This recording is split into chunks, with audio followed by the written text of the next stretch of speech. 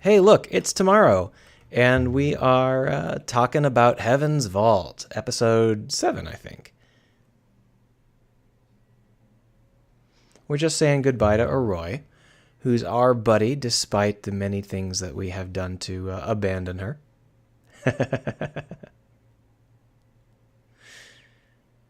Here we're learning about the fact that we are not as quick on our feet as Arroy is, but something happened to us apparently. Something called sheer lung, which is something you probably, I mean, depending on how you played the game, it might have taken you quite a bit longer to find out that you've got something called sheer lung.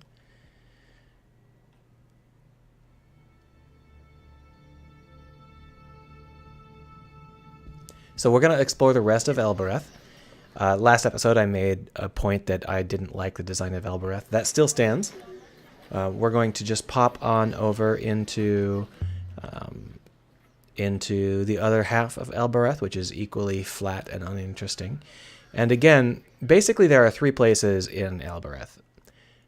Three places that are important. There's Arroy's house, there's the tavern with our best friend. Oh, she's going to talk to us anyway.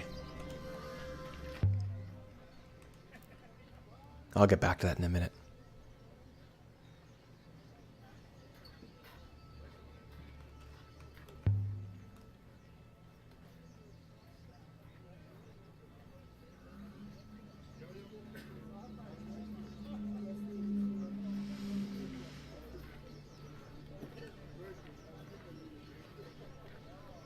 So she doesn't really like it. We can go ahead and be harsh on her because she's a slave trader. We can say things like, oh, I don't keep slaves. I use a robot instead.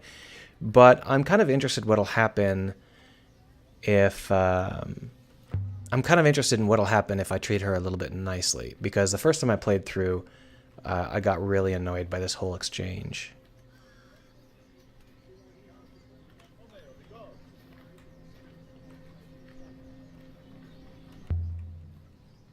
It looks like we don't have an option to suck up to her. Oh, cool. Not a chance. Nope. All right, so there are three important things here in this location. There's the place we just came from. There's our other friend down in the slums, and then there's our other friend over here on the other part of this place. Now, when you have three locations like this, you got a lot of options as to how you want to spread them out. But there's a lot of walking to get to these three locations, and it's through a lot of just almost identical areas that are very flat and uninteresting. This is the sort of thing that To strangers, the cat kiss is like a maze. But I'd spent 10 years tearing through these alleyways. These are the sorts of things that you generally have to confront when you're doing a story game, because you don't have a lot of moving pieces. How large can you make your levels? Well, the most basic mistake in every... I could have found my way to Tappy's in the dark. The most basic mistake in every single one of these sorts of games, when you have an indie dev make these mistakes, is that you make your levels huge, because you can. There's nothing preventing you from having lots of areas and lots of space. They don't make that level of mistake. These areas aren't huge. They're just kind of oddly fragmented and flat and have long walking animations between them. If they'd all been in one unit with no walking transitions, it probably would have been fine. But it's a mistake that I see too many indie devs make, where they just make bigger and bigger levels. It's like you don't need that kind of complexity, that kind of size. We're trying to get the robot to tell us what all robots know, and he just assumes that it's the ethical core. We shall see whether that is what we needed to talk about.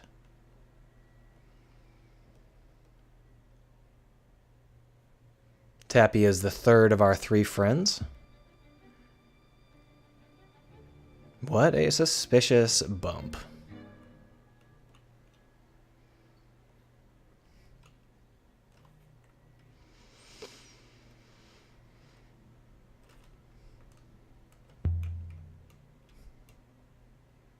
About as subtle as a brick.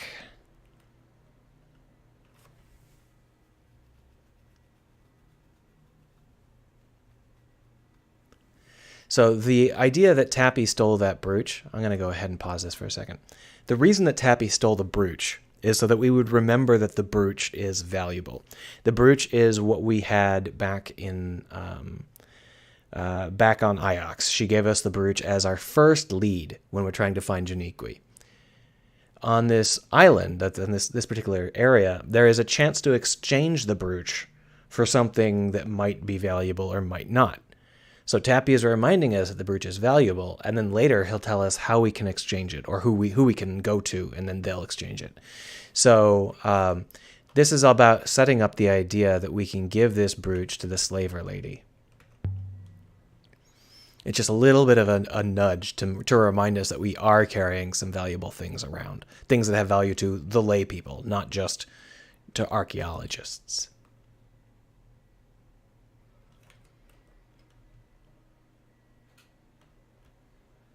Tappy's place was a little museum to junk. Pots and boxes, spoons and hooks and pocket knives. But we didn't have those assets, so here's as close as we could get. And at the centre of it all was Tappy, grinning away like a skull in a bodysuit. Oh, the writing. So good. Let's get down to business. I have a feeling that Tappy might be useful to us.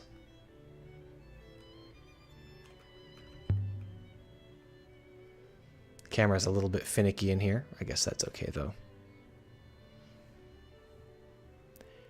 So right now, what we're learning is that there is something on Elbereth that nobody's discovered yet. And he's going to tell us a little bit about it. And we also learned that we found our boat right here on Elbereth, but there was no black box in the corner, which is interesting. So apparently the workers found something in underneath the surface of the earth and got badly injured. So that is the clue that we've been given.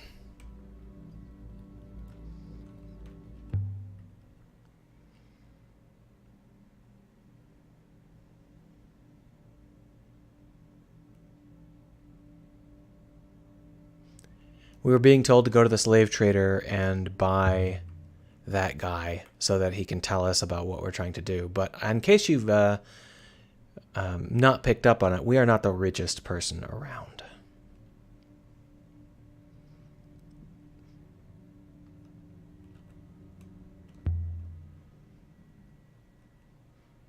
So now that we've got a lead on something local to Elbereth, that's a side quest that we could do if we wanted to. There are lots of little things you can do in this game that you don't have to if you don't want to. But we shall see whether or not we want to do that side quest. What we're going to do right now is try and exchange an artifact we can't use for an artifact we can. We've got this. We got a whole bunch of things going on, right? A broken statuette, a telescope, a charred chart, a square of foil, a dagger, a fragment of a sail, a devotional icon made on an unknown moon. We shouldn't have that anymore. Why do we still have the devotion? Well, it doesn't matter. What we're going to go ahead and show him is this broken statuette, because that's the one that we don't know where we got it from. We got it from our buddy, and he didn't keep track. So what we're trying to do is track down the location of this site.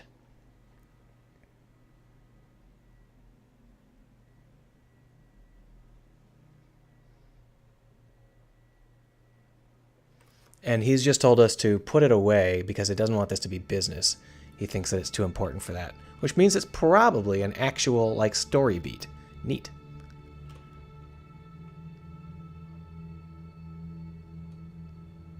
Holy shit. And if you've played this game before, you may be thinking, that didn't happen to me. And it happens. It's quite random.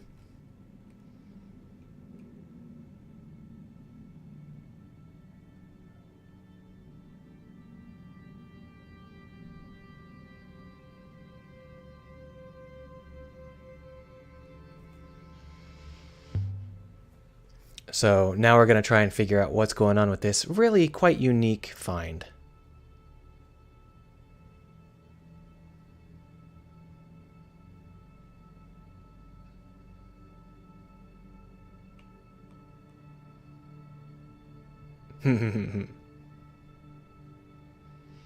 What a flatterer. Let's see whether or not we can get more out of him. Now he's tired. So you can only talk to him once every while. So we're going to go ahead and just leave him like that and head on out the door. The only problem I've got is that I was hoping we would get something brooch-like. Because what you can do is you can exchange the professor's brooch for the slave. But if we don't have... if we had something else, I might be able to exchange something else. So the question is whether or not we want to exchange something that is very important to Iox, the very first piece of this puzzle, in exchange for digging up something random in the dirt outside of this particular location. It's like, I don't know if I can really do that. It's a little bit iffy to trade away something so important on a faint whiff of something that might be there. But I've lived here for 20 years. You'd think I would have seen it if it was, big. So what we're going to do is we're not going to go to the slave trader. We're not even going to bother because I don't have anything that's worth trading away. I can't look at my inventory, but we didn't have anything besides the one thing. Let's go. We'll come back if we ever find anything valuable enough to trade for it. It's not that big a deal.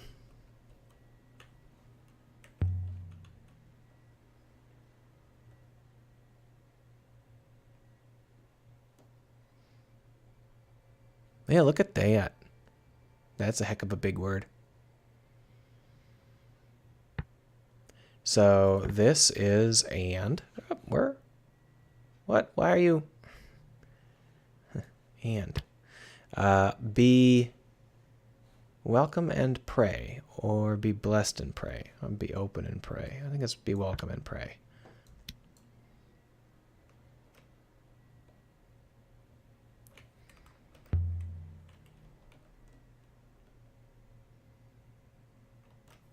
Neat.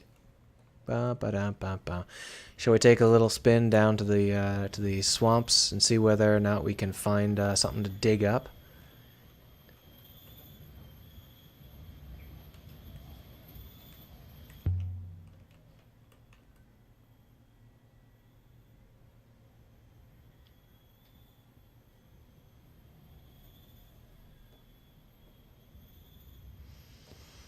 So they're not going to give us the information for free. The game devs, that is. There's going to be a price that we have to pay if we want that fat loot. Now, the actual place that the actual place that must have been involved must be over here, because this is the only other place on the planet, right? A little bit of verticality, which is nice. But we got an issue, and that is that there's nothing interesting going on up here.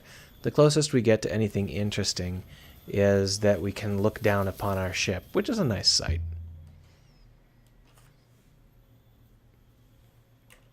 But in many of the other levels, I would say even most of the other levels, they're pretty careful to make sure that the level design feels organic and natural, and that there is a couple of, there are a couple of things you can do anywhere you go. If you go to the end of a long trail like this, there's going to be loot of some kind.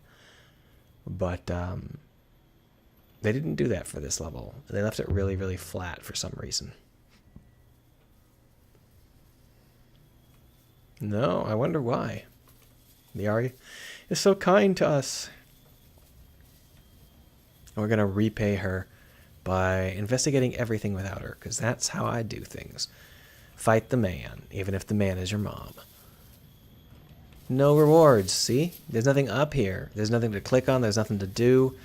So you walk all the way up here and there's nothing. Now, obviously, the idea is that there's something involving the laborer up here.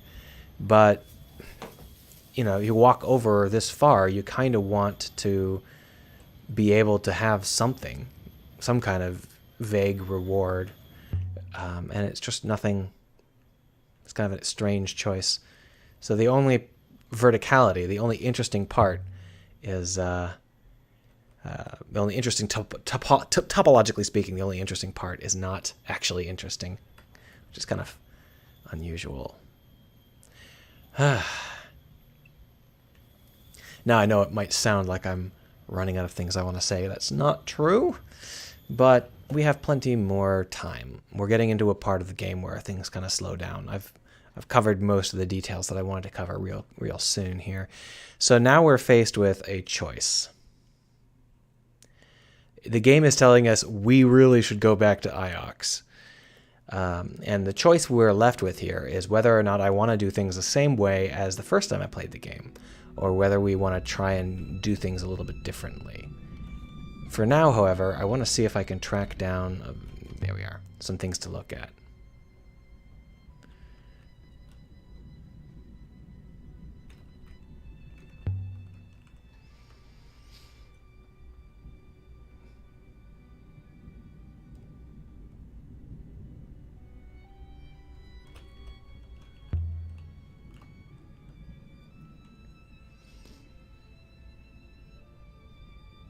So here we're trying to think about the idea that evolution versus intelligent design. Sure, video games sometimes have some iffy elements to them, but generally speaking, these kinds of things are okay because it's a fantasy world, right? You don't have to have the same discussion that you would have in reality. If there are gods capable of creating things in fantasy worlds, they're usually pretty obvious. Here it is. This is the thing.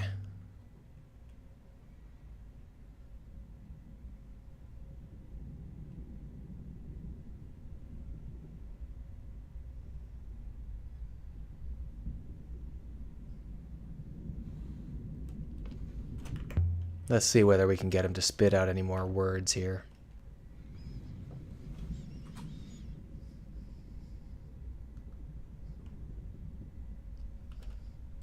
So that sounds like something we might be able to discuss with a nerd.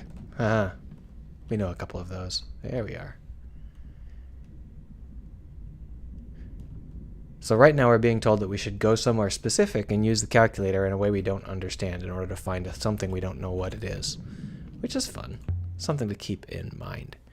So we're just about ready to call it a day, but we're going to make one last decision and then sail for a little bit, and then we'll call it a day, and we'll have a nice slow set of episodes ready for upload over the weekend. So we've got a couple of basic options, which they're kind enough to highlight with glowy yellow. We could go over here, maybe.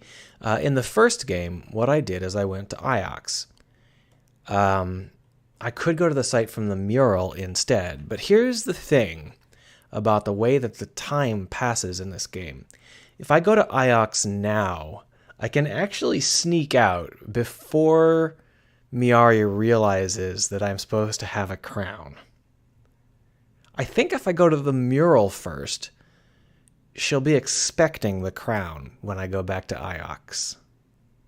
I don't think it matters, but let's go ahead and see whether we can sneak past her crown hunger. If we can get there before she knows that we've got a crown. It's also really useful because it's a really good example of dialogue that shows us the way forward. There are some things we can do with this next piece of dialogue that we're not going to see this episode, so I don't know why I'm telling you. But the dialogue with Miari is incredibly well thought out as an example of how you would write dialogue in something like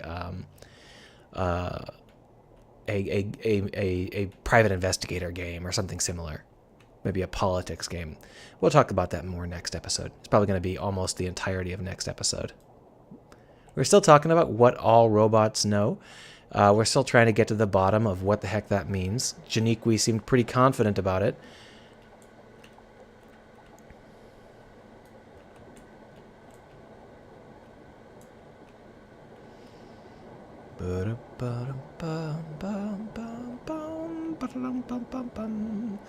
By the way, if you're not sure what these rivers are visually, I believe they're particle effects in Unity, but I'm not sold on it. I mean, in whatever game engine this is. I said They Unity. say on Iox that the rivers flow with the souls of the dead. Anything to scare you to the ground. Particle effects are easier than trying to make this out of like meshes with scrolling UV maps and stuff. So my guess is that these are all particle maps, or all particle systems rather. And that's just showing you this is something you can build in Unity right out of the gate. You don't have to have complicated custom setups. So right now we're having a conversation with the robot about what he thinks about other robots. Here's something about that you may not realize, however. That conversation can happen anywhere. You can have that conversation in person, or The robot wasted no time.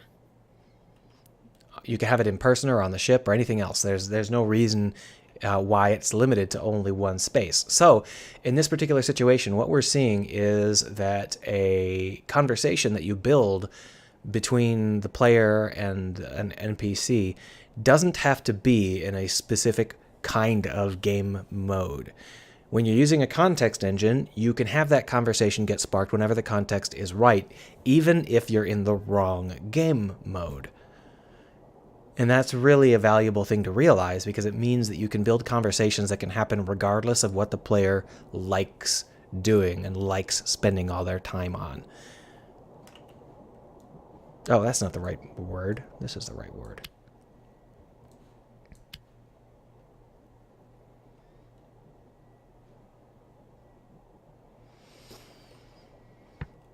All right, so here we've got a light-related glyph and a field or stone-related glyph. So that's probably temple. It might be. No, it must be. It must be.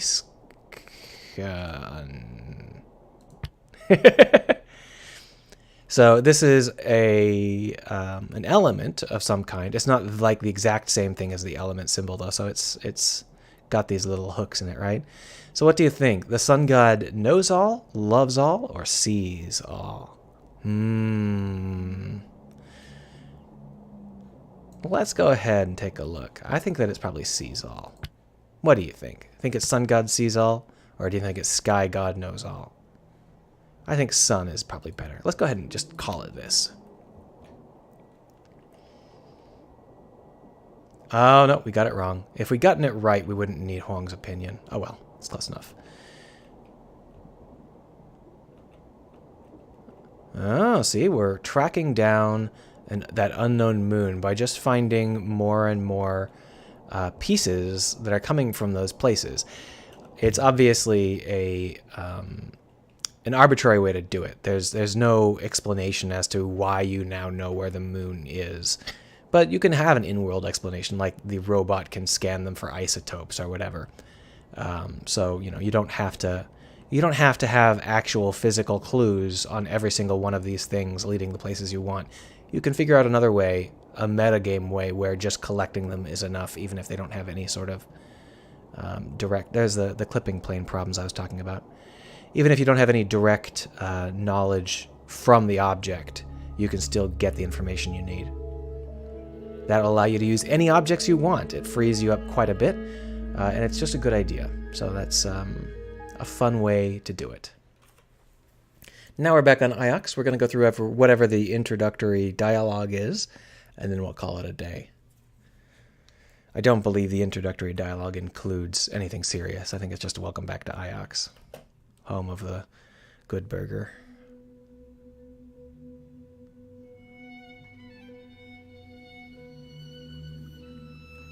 All right, fun stuff. Welcome back.